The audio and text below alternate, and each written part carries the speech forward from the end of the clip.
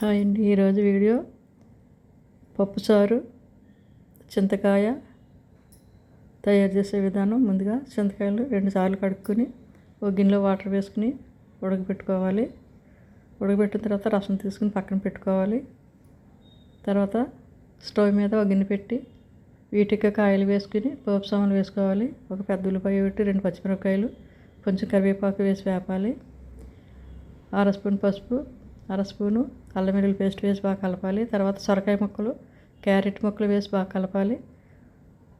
2 టమాటాలు కూడా కట్ చేసుకుని వేసుకుని బాగా కలపాలి.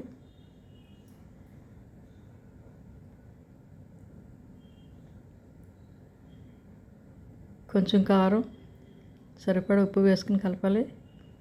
తర్వాత ముందుగా చింతపండు రసం ఉడకబెట్టుకుని ఉంచుకుని కదా, అది వాటర్ కూడా వేసి ఉడకబెట్టాలి. తర్వాత ముందుగా పప్పు ఉడకబెట్టుకుని ఉంచుకోవాలి.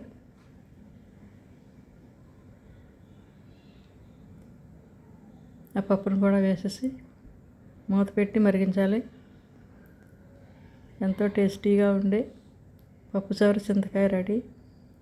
మీరు కూడా ఒకసారి నేను చేసే విధంగా ట్రై చేయండి. మీకు ఎలా వచ్చిందో కామెంట్ చేయండి. కొత్తగా చూసేవారు మా ఛానల్ సబ్స్క్రైబ్ చేయండి, షేర్ చేయండి, పక్కన ఉన్న బెల్ సింబల్ నొక్కండి.